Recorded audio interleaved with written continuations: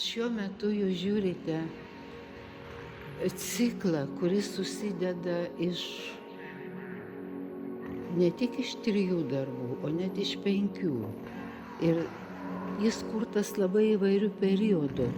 Ir apskritai mano kūryba yra kuriama ciklais. Pradedu vienais, galiu baigti ir po 10 metų, kas man nepatinka. Tai šitas ciklas yra iš tų.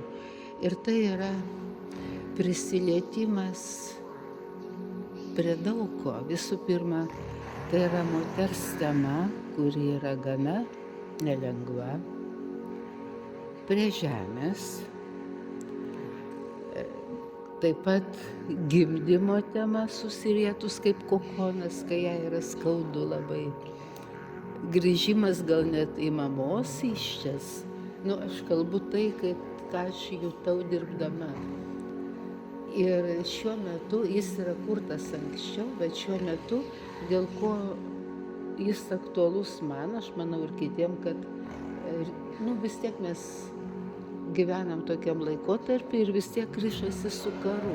Naujų darbų, kad būtent paveikta karo, man nesikuria.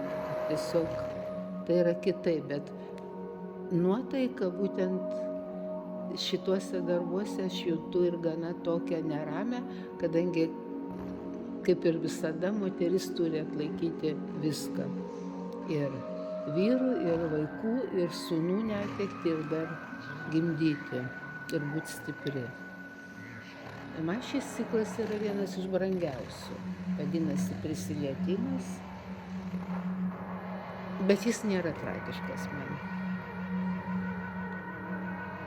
Ir man kūryboje svarbu kurti ir sukurti negražų darbą, per negražumą, kad būtų gražu. Ir man visada norisi daugiau, kad tai būtų gražu. Kur yra vien tik grožis, aišku, tai yra labai gražu, bet man to maža. Man turi būti daugiau.